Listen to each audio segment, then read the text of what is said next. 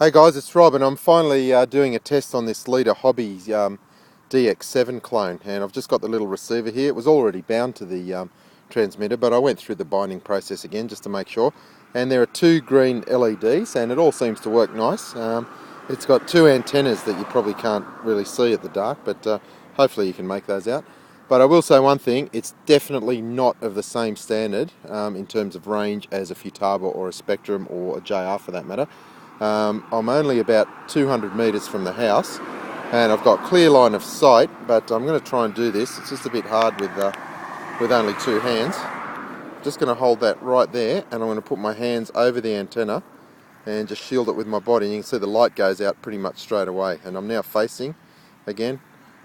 I mean, the Spektrum and the Futaba and the JR, they don't drop out in this situation, but still that's not too bad. I mean, like I said, it's about 200 metres and I'm actually shielding it between my body and the and putting my hand around the antenna to actually cause it to drop out. So yeah, it's not too bad. So I'm just walking a little bit further. I'm going to walk behind some trees. Yeah, so it's dropping out there.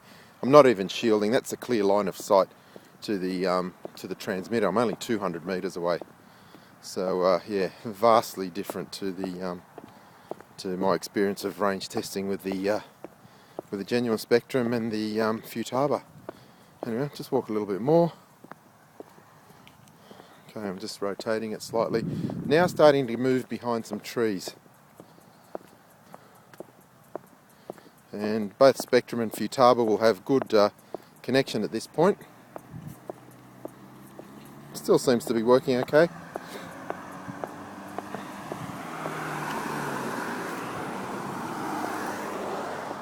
Okay, it's dropped out there and it's just dropping in and out, so okay, well at this point with Spektrum and Futaba I generally get rock solid connection even when I shield the transmitter, sorry, the receiver with my my hand and my body, but this one can drop out quite easily just by placing it behind my body.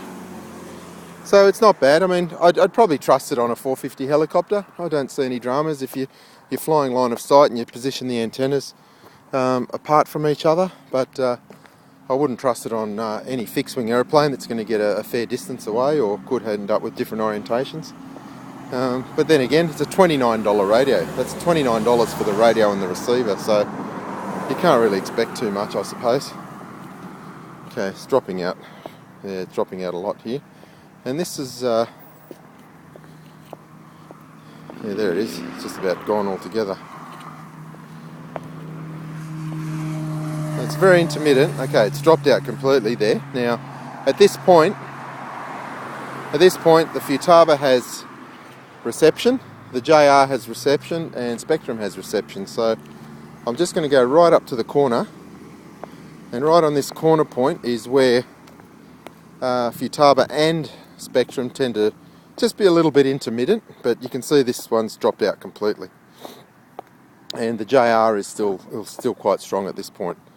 So yeah, that's just dropped out completely. So it's not as good as the genuine radios, but like I said, for $29 it's probably okay just to use in a 450 heli. Let's just walk back and see where that reception picks up again. Okay, it's dropping in and out.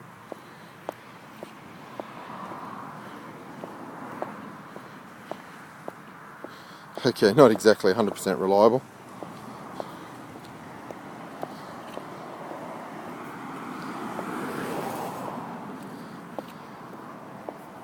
Okay, what's causing that, I think, is just the trees on my right hand side between myself and the transmitter. I'm probably about 300 metres away from the house at the moment,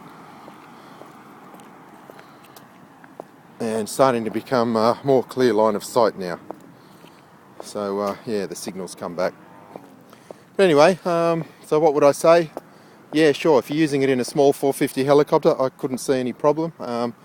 Oh, the other thing I neglected to mention is I've got two other transmitters turned on as well. I've got a Futaba 8FG and a JR11X just sitting not exactly in the same position, but about 10 feet away from this transmitter. That was just trying to test some of the interference issues. That doesn't seem to be causing it any grief. Okay, thanks for watching.